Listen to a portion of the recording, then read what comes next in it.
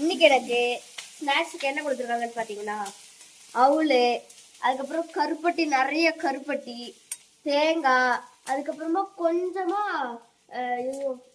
மறுபடியும் அது மறந்து போகுது, நாட்டு சக்கரை, அதுக்கப்புறம் கொஞ்சம் நாட்டு சக்கரை போட்டிருக்கோம்.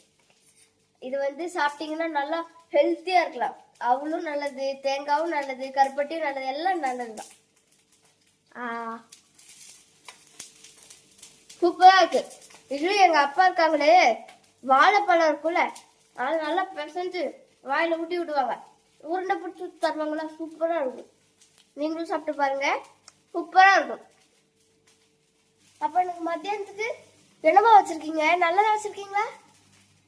நல்லதுன்னு தான் நினைக்கிறேன். சொல்லுங்க. கூட்டா சோறு அப்படின்னா என்ன இருக்கும்? அப்படின்னா நீ டேஸ்ட் பண்ணி பாருங்க. சஸ்பென்ஸ். ஸோ எனக்கு கொஞ்சம் பார்க்கவா சரி செய்யணும். இப்படி புதுசாலாம் சொல்லிட்டாங்கன்னா இப்படி சஸ்பென்ஸ் எல்லாம் வைக்க கூடாதுமா, காமிங்கம்மா. கூட்டாஞ்சோறு நம்ம ஒவ்வொருத்தரும் இல்லை, ஸ்பெஷலான ஐட்டம். வாழைக்காய், எனக்கு நான் கேட்டிருக்கேன், முருங்காலம் போட்டு நம்ம சாப்பிடணும். ஞாபகா?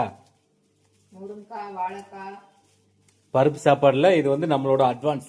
கோயம்புத்தூர்ல எப்படி பருப்பு சாப்பாடு, அதே மாதிரி நம்ம ஊர்ல கூட்டா சோறு. கூட்டான் சோறு.